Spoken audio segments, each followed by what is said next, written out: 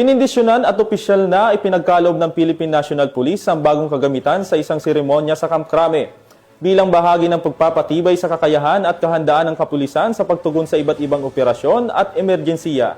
Panoorin natin to.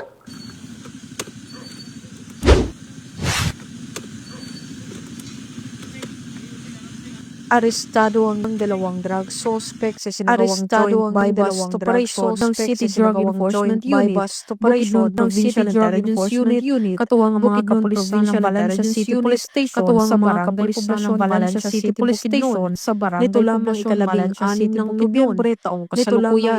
Kinilala ni Police Lieutenant Colonel Brian M. Panganiban, Officer in Charge ng Valencia CPS, ang drug suspect ng Valencia CPS, ang drug suspect na si gulang, walang trabaho, alias Kekeng, lalaki 31 taong gulang, mga residente ng nasabing lugar at kinilalang mga newly identified individual.